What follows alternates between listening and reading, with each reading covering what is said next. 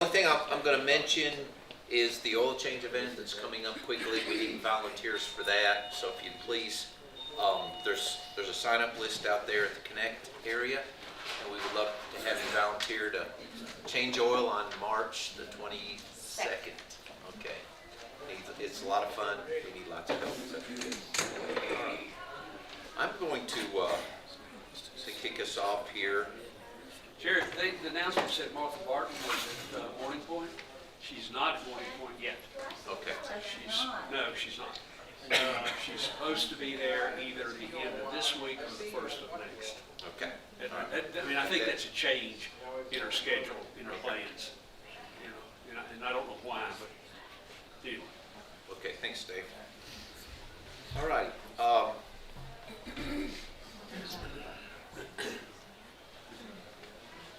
So last week we talked about what it is made to be in the image of God, and we looked at Genesis and read those passages. Now, what are these questions? Probably 1.5. 1.5, okay. Might need them. But we talked about the fact that Genesis 1, those verses, we read about our own human creatureliness, that we are humans, we are created, and because we're created in the image of God, we talked a little bit about that means kind of two things: that we have dignity, that we, of all the creatures on the face of the earth, we bear the image of the King and the Creator of the world. That gives every single human being incredible dignity. But in the context of Genesis 1, we're also imbued with purpose, that we are exercising our creatureliness in a way much like God does as a shepherd and a ruler. And so we become people who are embodied souls.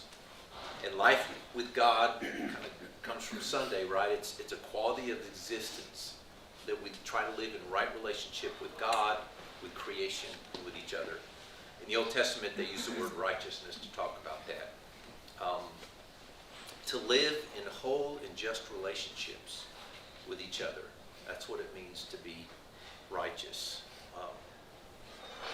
And so in that, we realize that what it means to truly be righteous is to care for other people's souls. And in the Hebrew meaning of that word, and actually in the way that Paul uses it, the soul talks about the whole of a person. So, and really in the sense, we actually had a real sense of that. Back, like, if they had a shipwreck and 50 died, what would they say? We lost 50 souls, right? So we understand that's the whole of a person. So we talk about human beings made in the image of God who are living souls. That's the word, nefesh in Hebrew. We're living beings. That cannot be reduced to just materiality. When we see one of the most broken human beings out there, that person cannot be reduced just to flesh and blood. The soul does not equal the brain. The soul is not just immateriality. But we also know it can't be separated from bodiness. Whatever a person as a soul and a living being is, it's mysterious. The body and the soul are intimately connected. And you know this, right? I mean, if a person has a severe brain injury, they can act differently. They can be what we call out of character. And that's what a physical injury, a material injury that affects, in essence, who a person is. So I say all that just to say that when we think about each other, when you look at the person that's next to you, we have to avoid a dualism, that there's some kind of physical part and then there's a ghost in the machine that we would call a soul. Because that is not, now Plato, Aristotle might have been really comfortable with that, but that's not the teaching of our scriptures. When Paul talks about spiritual beings, he's not talking about unphysical but relational beings. In fact, he would say the body is the temple of the Lord. The body, soma. The body is the temple of the Lord. He would say the body is meant for the Lord, and the Lord is meant for the body. And if we look at the telos, the end game for human creatures, we find described in both the Hebrew prophets and by John and by Paul, we find immortal bodies, immortal physicality that is beyond corruption. Right? So that's where the end, that's what's going to happen in the new heavens and new earth. Immortal physicality that is beyond. You will have bodies, but they will not be exactly like the bodies you have now.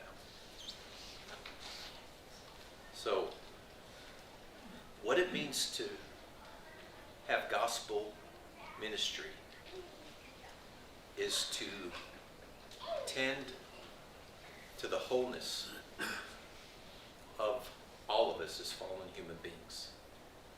So let me just read 4 verses for you. Matthew has these summaries of Jesus' ministry, and they almost are word for word in the Greek. Not quite, but almost. And they divide the different sections of the gospel. And I'll read a few of them to you and then show you how this works. So the first one's in Matthew 4. Jesus went through Galilee, teaching in their synagogues, proclaiming the good news of the kingdom, and healing every disease and sickness among the people. Now, every one of those things is tending to the soul. Whether you're proclaiming the good news of the kingdom or healing diseases and sickness. That's Matthew 4:23-24. Then Matthew 9:35. Jesus went through all the towns and villages, teaching in their synagogues, proclaiming the good news of the kingdom, and healing every disease and sickness. That's my succinct summary statement of Jesus' ministry. When he was sending out all his followers, this is what Jesus told them. As you go, say, the kingdom of heaven has come near. Heal the sick, raise the dead, cleanse those who have leprosy, drive out demons. That was what it meant to be gospel heralds. And then when John the Baptist, of all people, is languishing in prison, and Jesus doesn't appear to be doing anything about his situation, he sends messengers to Jesus, and he's like, are you the king that was to come? Or should I be looking for somebody else? And Jesus' response is, go back and report to John, the blind receive sight, the lame walk, those who have leprosy are cleansed, the deaf hear, the dead are raised, and the good news is proclaimed to the poor. So, we see that as God's image bearers, we have this gospel call to proclaim the good news, to tend to souls, to tend to living souls. And that is a healing ministry that is holistic. It tends to the whole person. Peter would say that as followers of Jesus, we are a priestly nation. And you think about what priests do. Priests take all the offerings of the people and they give that to God. But then they have God's ministry of care and teaching and healing. And what do? They bring that to the people. And so there's a sense that we are the people who follow Jesus, and we are a nation of priests, and we're called to live in this world to bring justice and righteousness and healing to creation, to all of the physical world, including our neighbors. This is Romans 12 language, right? Submit your bodies, give your bodies as a living sacrifice. We bring the presence of God near. So building on this idea that we are made in the image of God, the way that all of the law and the prophets are summed up according to Jesus is to what? To love your neighbor. The way that we fulfill our love for God, we care for souls. And we cannot divide what it means to care for a person's body and physical needs from what it means to care for a person's spiritual needs. There is no clean separation. We are tempted to think that way, aren't we? But we see clearly in the ministry of Jesus that his gospel proclamation was sharing the good news of the coming kingdom and healing and curing and driving away the demons that terrorize people. So that's sort of another step into this.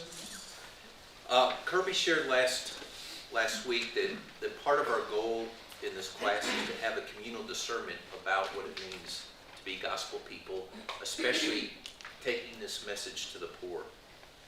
And I'm kind of straddling the fence here because we want to encourage questions and comments, and especially where there's need for clarity and illumination. We are going to provide time at the end of each class. Perhaps so if you have questions or concerns about where things are heading, I would invite you to give the curriculum time to reveal itself. Because it does kind of slowly unwrap and reveal itself. Just the Chalmers Institute, a little bit of background. This is from their mission statement. Their approach is rooted deep in God's story and in local gatherings of Jesus followers. They work for transformational development. That's for the whole soul of a person. And the local church is central, they believe, to true poverty alleviation, where we are sharing God's love for people, we are relying on God's strength, and we are empowered by the Holy Spirit. So let me pray. Father, we're glad that you have brought us together. God, we're thankful for the unity, the kinship that we share in Jesus. We're thankful that there's some guests here and for their presence. Father, we're really challenged by this subject, and we're challenged by your love. We're challenged by Jesus' ministry, and you have loved us, and we want that love to pour out of our house, so out of our hearts. So please give us understanding. Please equip us, empower us. Father, fill our minds with a clear understanding of what it means to love other people. Fill our hearts with a greater passion and courage. We ask this in Jesus' name, amen. All right. Thank you all for being here again tonight. Glad you could join us. For anyone looking at the screen and going, wait a second, week 1, wasn't that last week? As you know, we didn't get as far as we needed to, so we're kind of doing a little repeat, and I see some new faces in the room, so we'll do a very, very quick recap of what we covered last week, and then I'm going to work to get us through the lesson 1 materials, just so you guys have kind of the foundational concepts of what we're looking at for this class. And then we're going to open it up for some discussion, because really the discussion is vital in this type of class. We need to be discussing what we're doing well and what we can do even better, and that's an everybody process. Okay, so let's look back at last week. Give my remote a moment. All right, so we talked a little bit about what is poverty. What did we talk about there?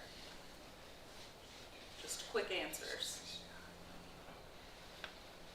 I know I told you not to talk, It's sorry. defined in much greater ways than just financial. Yes, exactly. That's a good, concise answer. Thank you, Steve. It's more than just the material things, right? It's more than people who are just experiencing a lack of stuff. The hardship goes far deeper than that, and we're going to dig in more to what that means today. We looked at a video where he explained that poverty has a lot to do with the 4 key relationships, the foundational relationships. Poverty occurs in multiple ways when relationships with God, self, others, and the rest of creation break down. That's part of the fall of man. We experience that brokenness in various ways. And one of those ways is sometimes material poverty. So, poverty alleviation, a process in which both material poor and materially non-poor are empowered to move closer to living in right relationship with God, self, and others, and the rest of creation. All those 4 foundational relationships kind of come together. It's a process of restoring those broken relationships. And again, the empowerment here, we want to emphasize that because people, whether they are experiencing poverty, material poverty or not, they are autonomous. They have dignity, as Jerry said. They are image bearers, and we want to treat everyone as such. We should be empowered to make decisions that are part of that restoration. And that's what we want to be. We want to help people that may be struggling with that type of empowerment. Okay, so one of the questions that we talked about asking is, will providing immediate financial assistance help or hinder such empowerment? And what we discussed was that's not always a clear answer. Sometimes it's better to just err on the side of generosity in the beginning, and then if you see, I think this is hindering you. I think this is becoming a case where you're relying on me when maybe you don't need to be, or you're relying on this church when you can do more for yourself. I believe that of you. We want to be people who empower people. Okay, so this is where we left off. So if poverty is a glacier here, is an iceberg, material poverty is just what we can see. That's the visible symptoms, right? That's much clearer to us, but if we treat the material poverty, we solved that problem. Is the poverty gone? Is it cured? Is everything fixed? No, obviously not. You still have a whole lot of iceberg left here. And that's the problem, is a lot of times the approach to poverty alleviation, especially when you look at the way government tries to solve it. It's a massive problem for a massive government, and so it tends to take a very blueprint approach. And we'll be talking a little more about that next week, that blueprint approach, where we just assume you have this problem, therefore this is the answer. It's not personal, it doesn't go deeper than the surface level problem, and that doesn't tend to be very effective. So we want to look beneath that. Beneath material poverty, we see one of the primary things, and you'll hear me say this a lot, we'll talk about it a lot in this class, poverty is relational. So many times people who are experiencing material poverty, they are experiencing massive, massive relational poverty. How do we know? Because I have been at times in my life where money felt tight, but at no point did I actually worry that I was going to drop off the edge and be experiencing true discomfort. Experiencing true poverty because I had family, I had friends, I had my church. I had people who I knew were not going to let me live on the streets if they could help it. Not that tough love doesn't have a place at times, but for the most part, if you have relationships, healthy, whole relationships, you don't experience nearly as much of this material poverty because people take care of their people. Beneath that, we have systemic poverty. We know that there are systems in place that sometimes, whether intended or not, they are keeping people in material poverty, right? It's very difficult to rise above. If you have been especially a part of a family that has experienced multi-generational material poverty, then you're looking at people who are really struggling to actually get out of that situation. Things like, okay, here's a good example. I had a couple recently in my office. They were looking for a place to live. They're homeless. Looking for a place to live. They had applied somewhere locally, and they found out that they actually, both of them work full-time and are homeless, which should tell you something about the state of our housing situation in Tullahoma. But both of them work full-time, and they discovered at this Section 8 housing complex, they made too much money to actually apply there, to live there. They live in their car currently, but they can't live in Section 8 housing because they make too much money. And so, obviously that feels like a massive, massive problem. I understand there does have to be an income limit, but what they were advised to do by the apartment manager was, can you go to your workplace and ask for a demotion? Can you ask to get paid less so that you can then receive this service? And I've seen this before. I've seen other families who have chosen to get a divorce. I've seen parents choose to get a divorce because then, even though they continue to love each other, it's a loving situation, they're still a family, but mom now qualifies for benefits for herself and for the children that she couldn't with a husband who had the income that he did, an income that wasn't enough to support their family, but now she can get resources. So those are the kinds of systemic things we're talking about that are kind of, whether it was their original intention or not, they're keeping people in material poverty. And it's a massive problem. It's a huge thing to overcome. And then at the very root of everything, we have spiritual poverty. And I want to be very clear that people who are not experiencing material poverty still experience these types of poverty, especially that one. Those of us who fail to see the dignity in people experiencing material poverty and wanting to love them and care for them as family, as children of God, we're experiencing spiritual poverty in that moment, right? That's the part of the brokenness of creation, of the fallenness of creation now. What we have done has created spiritual poverty, and we all experience it that. But certainly people who are experiencing material poverty are most likely experiencing some level of this. Even if they have faith, this isn't to say someone doesn't have faith. It just means their spirit has become broken. They feel, I think we talked about this a little bit last week. It was mentioned that, I think I mentioned something about a woman talking about how there was just so much shame in being in poverty. She didn't describe her lack of stuff. She described how broken her spirit felt. She felt ashamed and like garbage people wanted to throw away, which is horrific. And I know no one in this room wants to be a part of anyone feeling that way, but it's just kind of the nature of this poverty beast that has been created. Okay, so what I want to talk about, this is going back to that poverty is relational key piece, okay? So you want to consider your safety net. When you start to really think through how great your support system is, you realize how wealthy you truly are. Even if you think, oh, I don't know, money's tight, I'm definitely not terribly wealthy. When you have a massive safety net, as many of us in this room do, you start to realize how far you would have to fall, how many relationships would have to be broken before you would be out on the street with nothing, right? So you have your immediate family.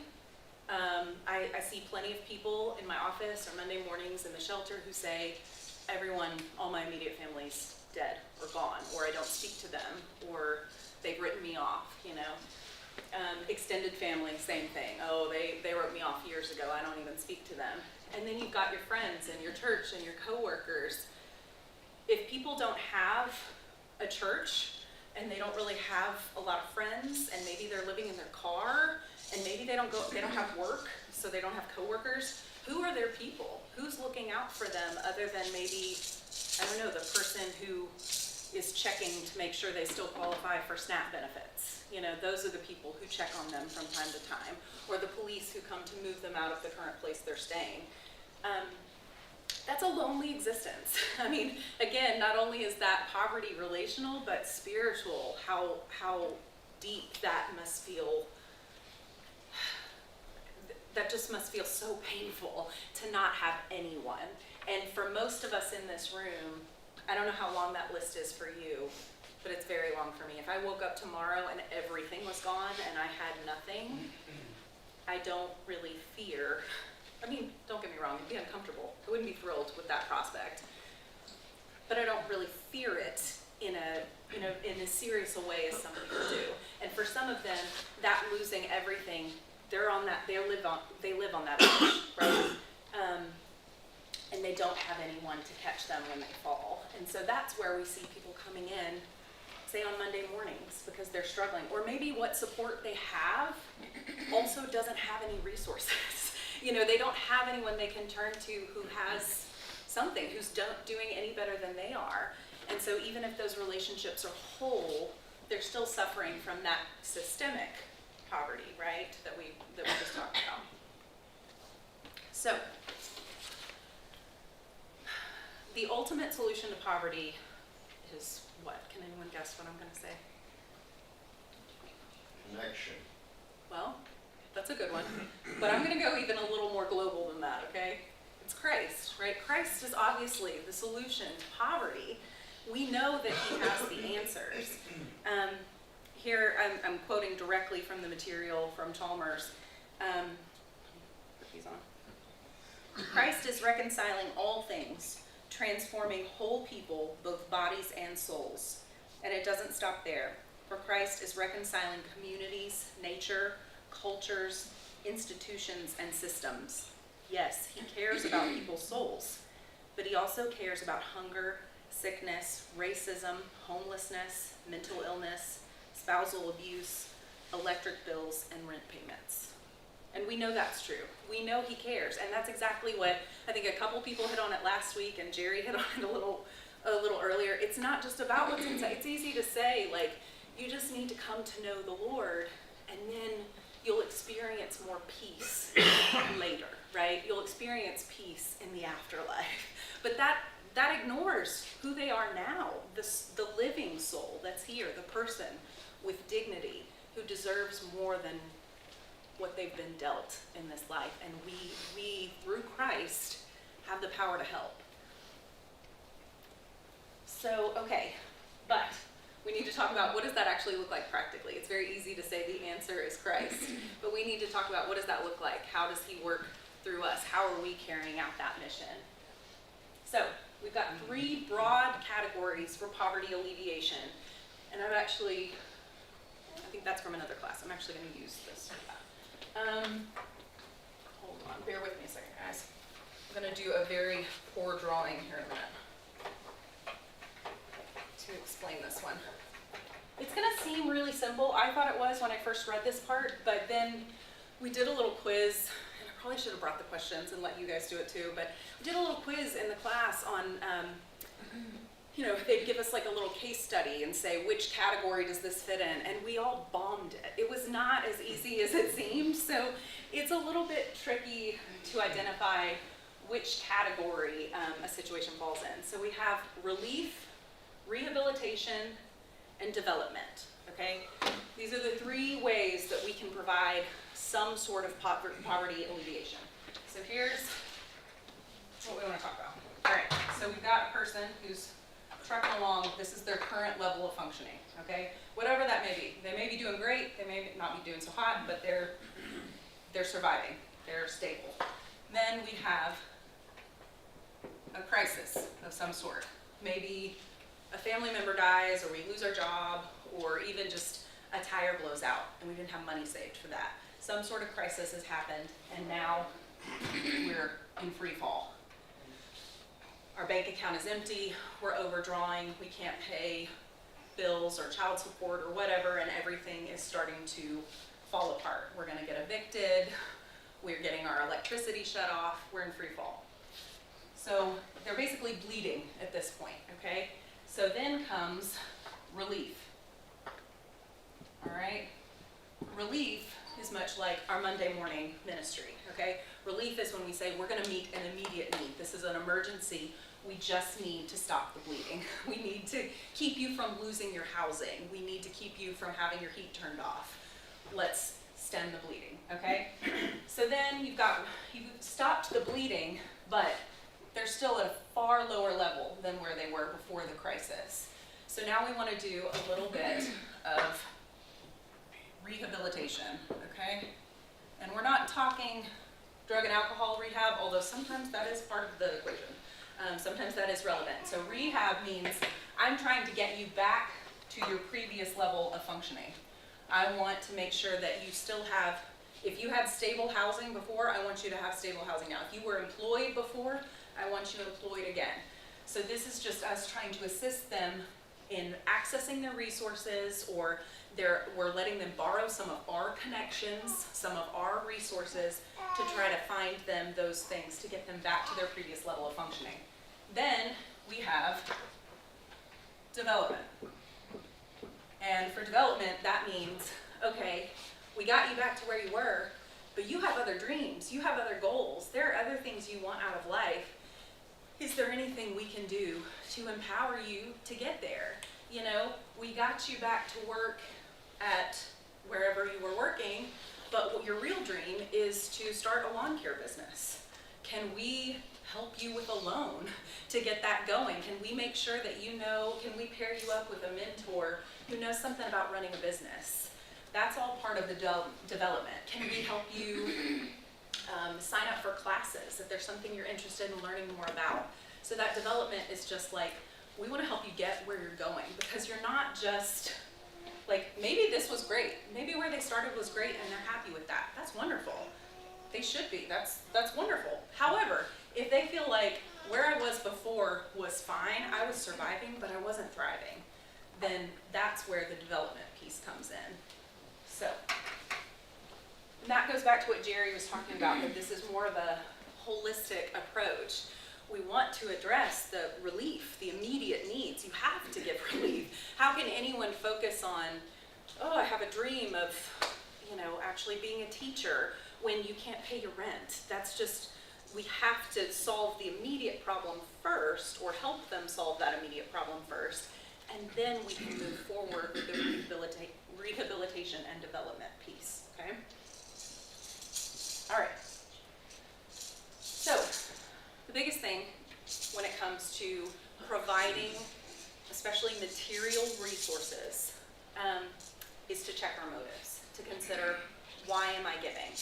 Am I giving because this is uncomfortable? That happens sometimes. Like, this person is here right in front of me and I see them struggling, and so I kind of just want to throw money at the problem to make it go away. And that's a thing. We all feel that way sometimes. Am I giving because I feel shame or guilt that I have and someone else does not have? Or am I giving because I actually think it's what this person needs, because it will benefit them, because this is going to help them move forward? So motives mean a lot in what we're doing, and we're not always going to get that right. Excuse me.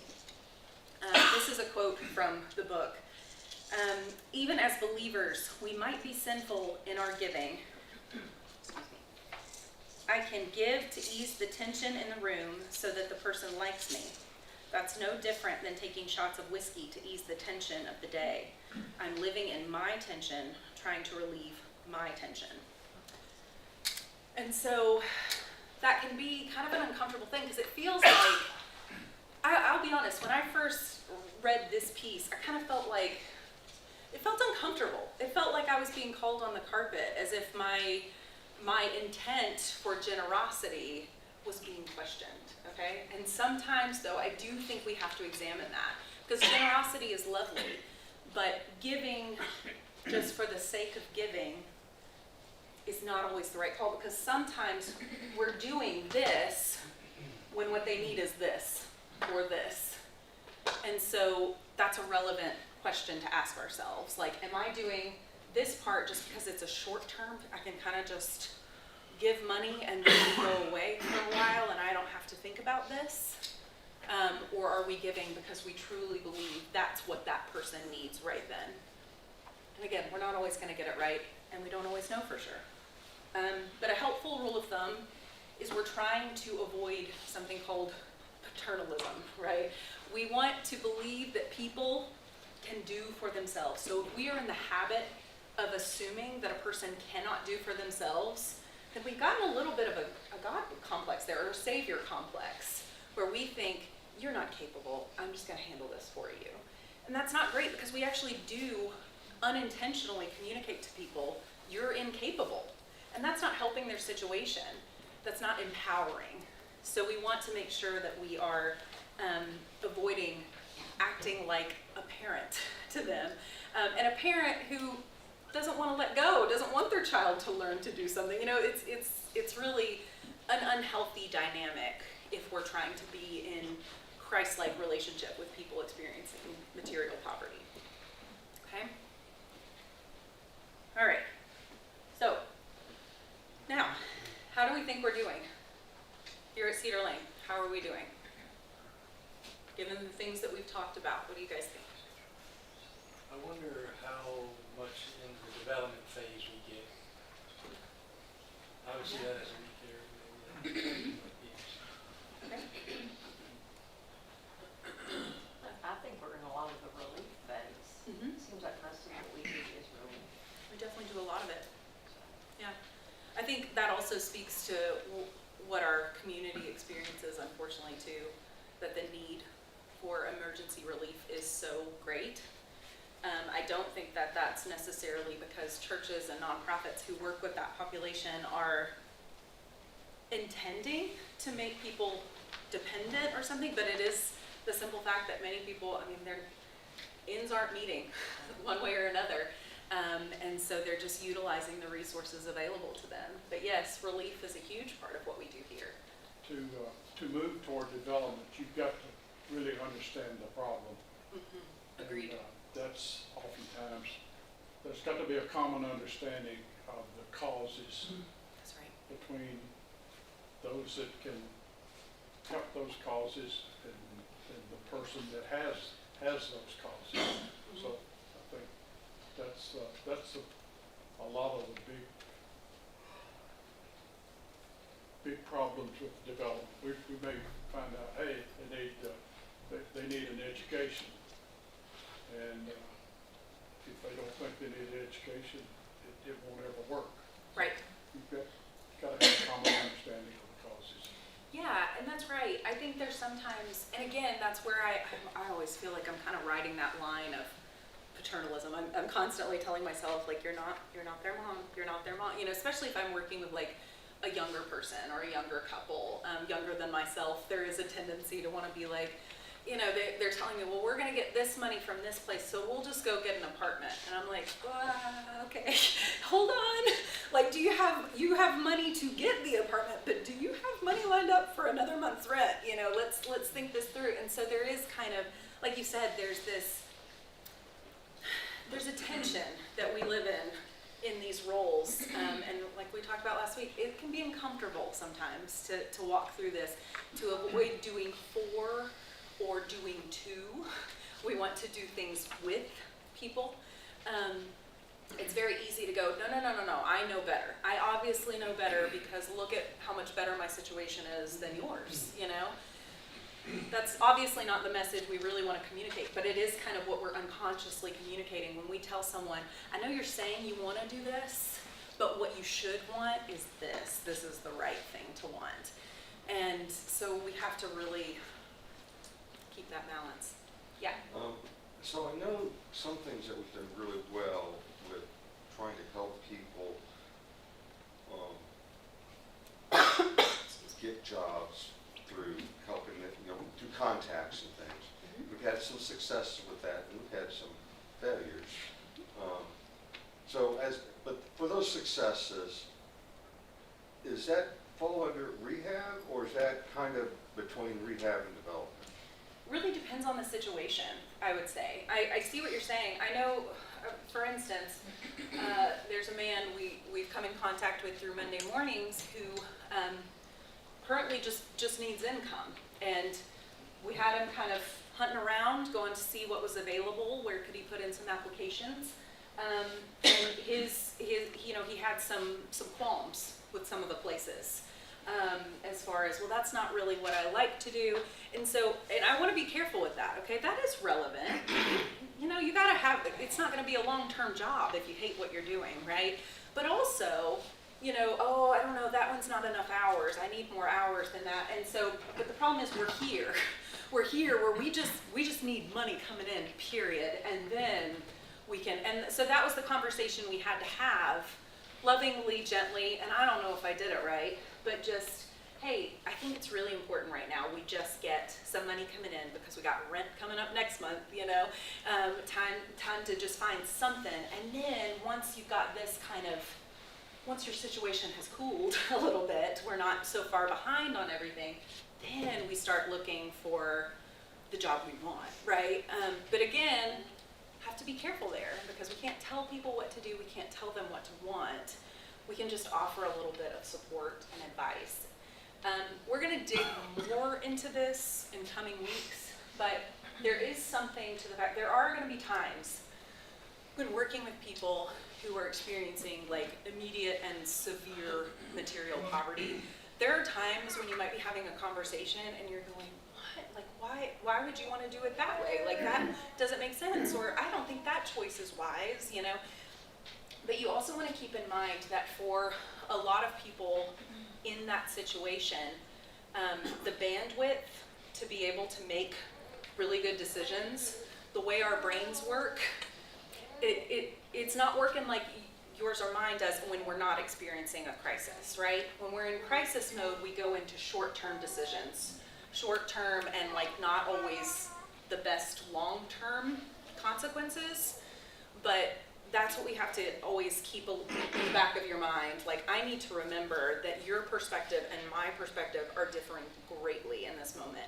And even for some, if they've had a lot of like trauma, and if they've come from like multi-generational poverty, which sometimes that in and of itself, depending on the situation, that can be trauma. We are gonna really dig into trauma in one of our classes. It affects how the brain develops. Like in those early years, that actually long-term affects how the neural pathways develop for decision making.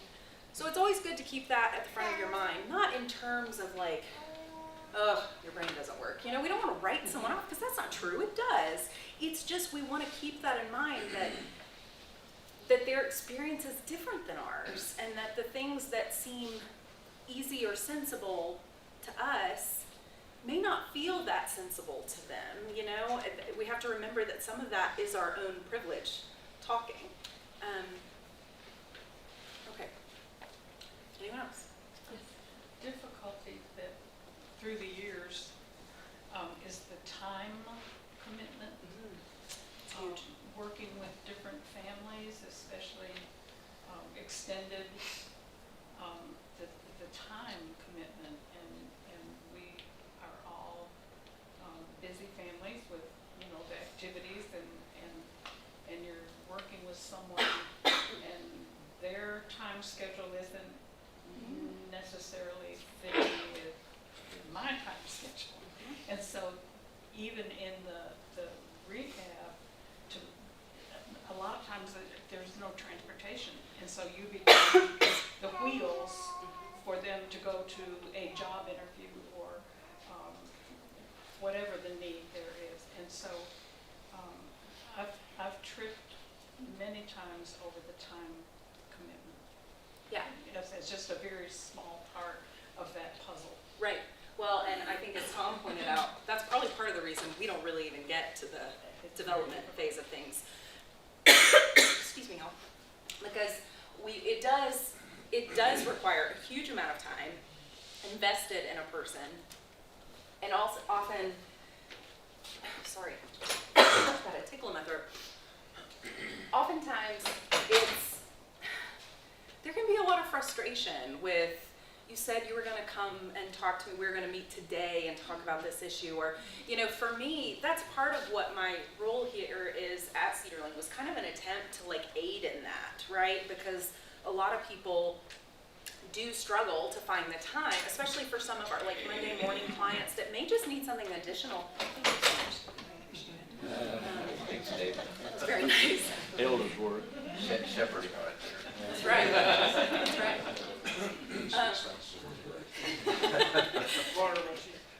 So we have people on Monday mornings who sometimes there's something that like they need to be looked into right then. Jane and Linda are pretty like they're running the whole time, you know, or having to look things up. There's a lot, and we're actually going to dig into a little bit some of the like paperwork, the administrative side. I'm not going to go through all of it with you, but just let you know like what all that entails to try to keep this process as streamlined as possible to make sure that we're helping people as effectively as possible. But that means that sometimes I need to be there just to be like, hold on, come with me, you know, let's go look that up. I think maybe we can solve that problem. But that also means when I say, can you come back tomorrow and let's talk through this more, and I'm offering to do the paperwork and everything for free, you know, let me help you get over this hump. If this is what's keeping you out of housing, or if this is what's keeping you unemployed, come back, let's talk about it. How often do they come? Not that often. I would even, so far I would say rarely. I haven't been in this job that long, but you know, that's actually really hard. When someone seems really excited about that assistance, and in the moment, they struggle with the follow through. And that's not because they don't care. And it's not because they don't need the help or want the help. Yes, Linda? And in reference to that, we do keep that in mind. Yes. We keep records of that. And if they don't show up, or I've gone to the, well, I would ask them, do you want to come here, you want me to come? And even when they say, you come to my house would be great, maybe they have children, or put the kids down for an hour, and I would go and they wouldn't be there. So we do monitor that, and then if they come back, then we do speak to them about that. Yeah. We call them to account, if you will. They need to be responsible. That's one thing we hope we can help them understand and know, that they have responsibilities. And that man that she was talking about, if you've ever seen a grown man cry till his body is shaking, he's never asked for help before. He had never been anywhere before. He didn't know what to do. He was just crying, and he was ashamed and embarrassed. And I talked to him a little bit about, I don't know if you're a spiritual, if you were a believer in God, but like she said, he had a problem going places and asking for help. And so I told him that God would go with him and give him that peace. So there's several ways we do try to Yeah. keep. There's an attempt, there's no doubt about it. And I think sometimes there is, and I think like trying to define success in anything like this is impossible. I don't know how in the world we would do that. I think the only type of success we could try to measure is to say, we got to assist this many people today, and just go with it, hope we get to see them again if they want to come back and be a part of this family. Hope that some seed that was planted, whether we ever see them again or not, did them some good. Was God working in some piece of their life? I don't think just because we don't see the results, I don't think we can expect that. I think that's unreasonable. Yes, David. This is good, thank you for your hard work. So I'm involved with, I got somebody who, I got them to the relief days. I'm involved with that right now. We got the rehab, it's not about drugs or alcohol, it's just getting the person back on their feet, and I'm in that right now. And the person wants to work, and now they need transportation, they need insurance. And a lot of good can happen there. This is massive. I remember Stephen Hobatter, when we were talking about this years ago, said a lot of this is beyond our reach. So what I want to know is, maybe this is getting ahead, what do you see this church, it's the best part of what you're doing, what is it you hope to do if you can't, get the very pinnacle of the perfect scenario? Where does this church feel like it needs to, where do you feel where you can have the most power, where we can have the most power to affect change? I see, I know it's hard.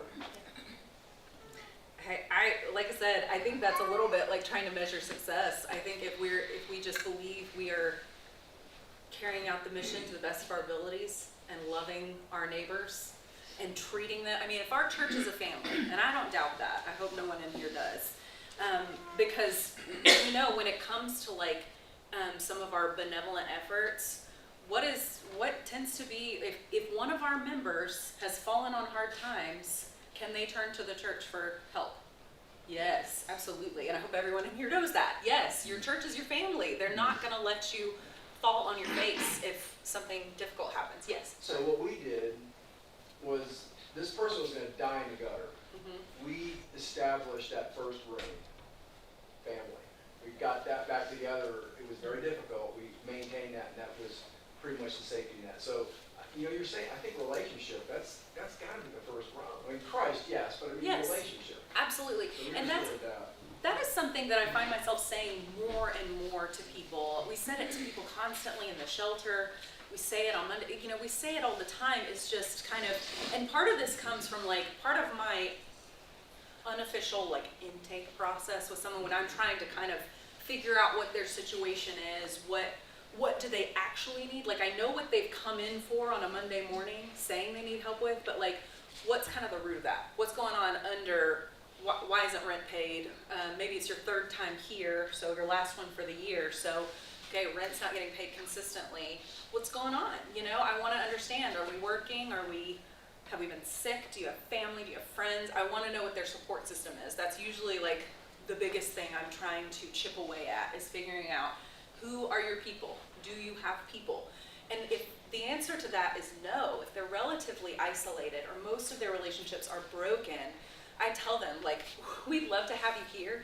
We'd love to be your community, but if it's not us, find it. Like, find a community. You need people, because that, like, we can help you with this today, and, you know, we'd love to have you as a part of our family here, but bottom line is, you need people in order to get where you're going long term, in order to thrive. You can survive alone, not well.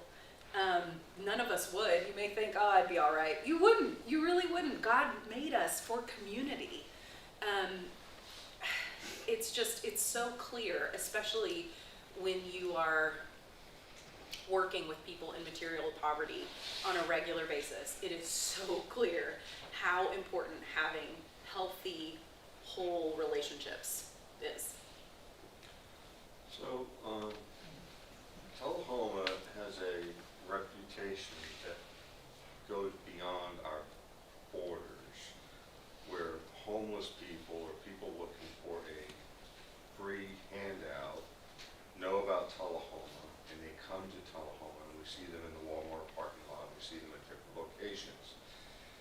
So, you feel guilty if you don't help them, but what is the right way to help them?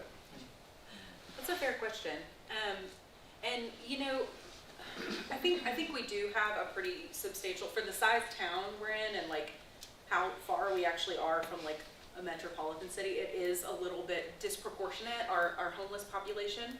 And again, I mentioned earlier, just kind of the housing situation in Tullahoma is pretty bad. In terms of subsidized housing, has a substantial wait list. I mean, it's like a year or two out for most people. And then non-subsidized housing, if you're not eligible for that, rent is astronomical, if you can even find anything. There aren't a lot of rental properties, and there certainly isn't affordable rent. So that's contributing to the homelessness problem here in our town. But there are people coming from other places to Tullahoma. And I see that as actually, I think that's partially because Tullahoma, we do have this like kind of amazing network of both churches and nonprofits who are all willing to work together to help.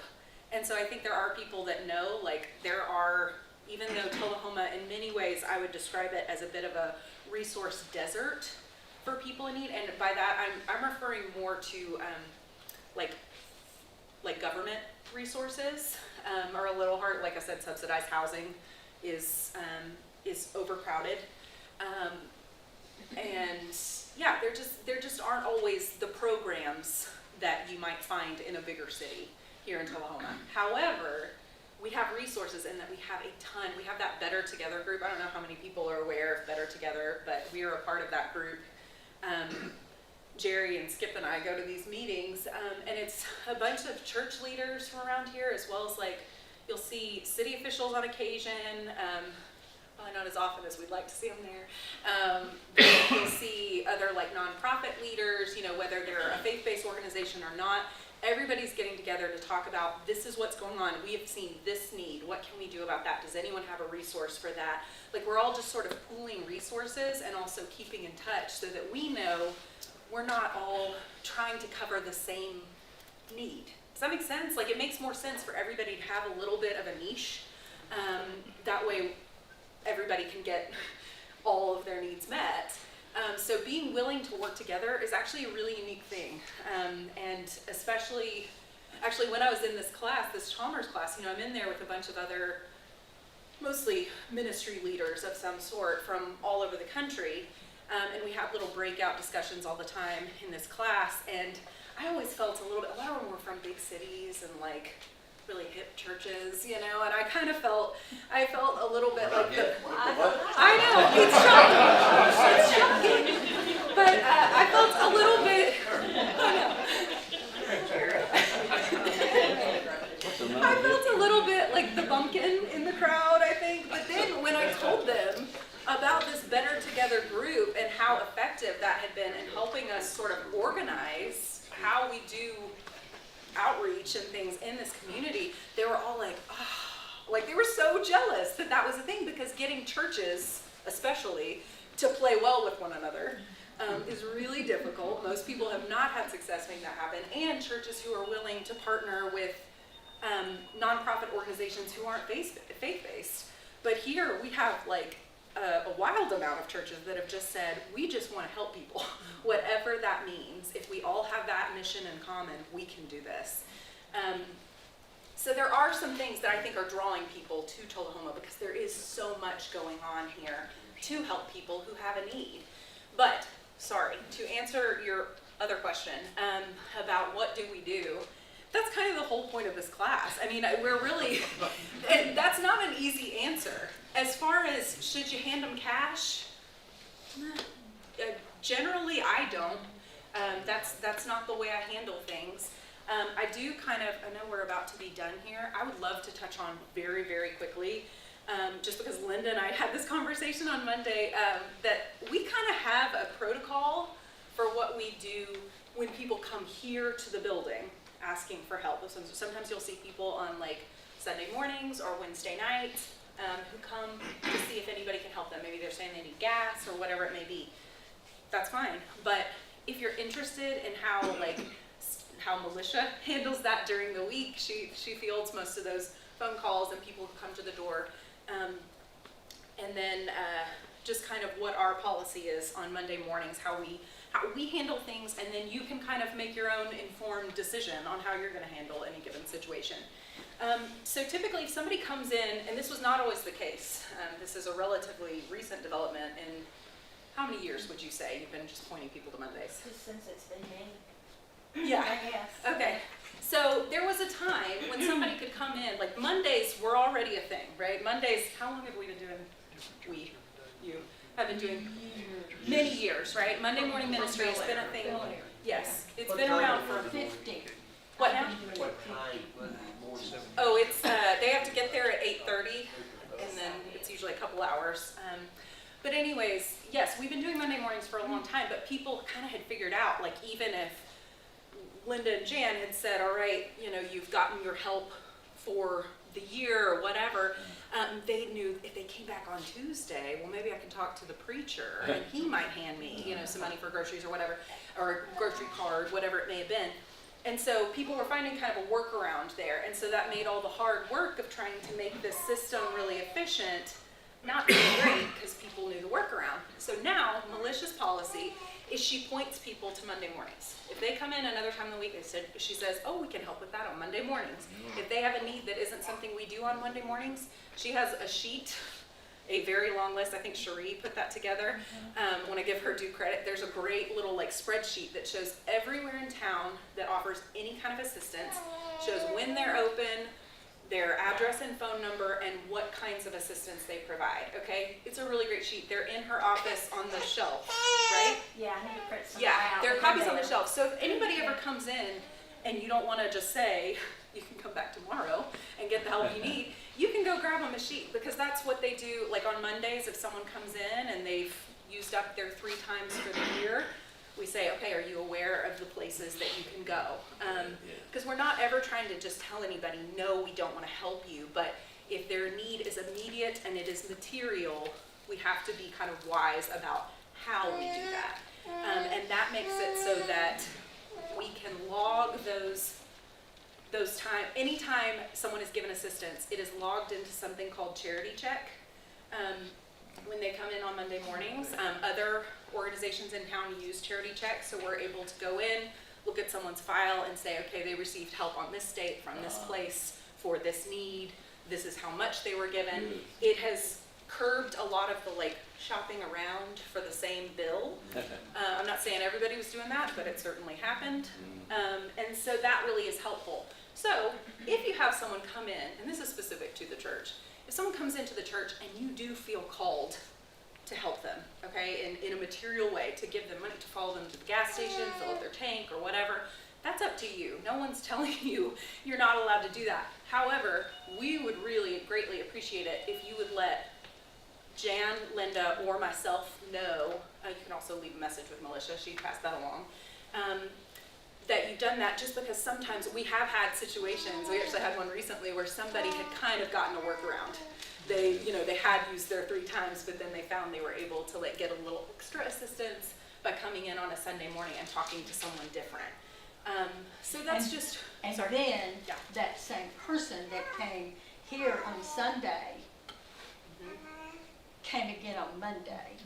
And we didn't have that information.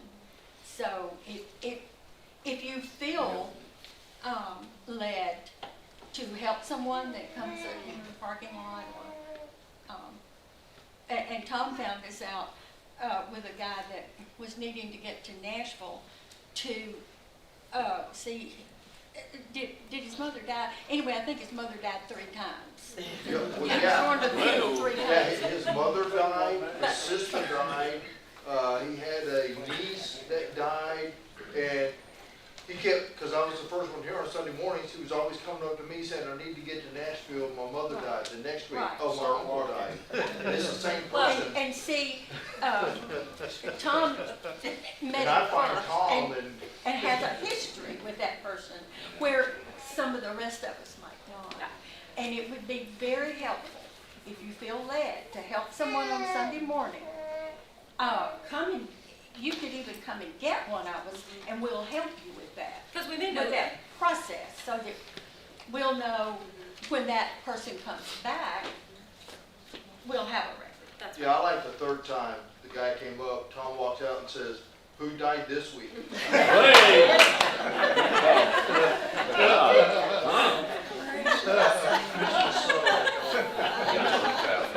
mother had died, but it was 3 years old. Buried her 3 times, that's a shame. Thanks, Kirby. So, I think that was second bell, right? We Yes. past time. Man, it goes too quick. I hope you believe that this world is animated with a life-giving love of God. Yes, sir. If you do, I hope you'll pray. I hope you'll pray for people in our community. Let's pray. Lord, we pray not only for your guidance, but your presence in our ministry. God, for eyesight. Heal our blindness to be able to see you at work. Give us courage to practice boldness in our generosity and in our hospitality. And give us the kind of discernment for these very issues and questions, which we blame you for, Lord. It is you that put this in our hearts. We recognize that we often fail to be aware of our own biases and prejudices. We often think we know what's best. Lord, only you know.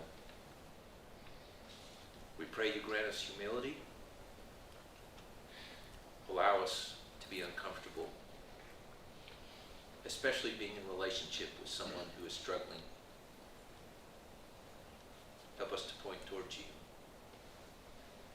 Give us all peace. Grant us wisdom. Give us tender hearts that do not harden and become jaded to the complexities of poverty. Help us to see our own brokenness and poverty. May we see your image in every single person we encounter. Let us love them with your overpowering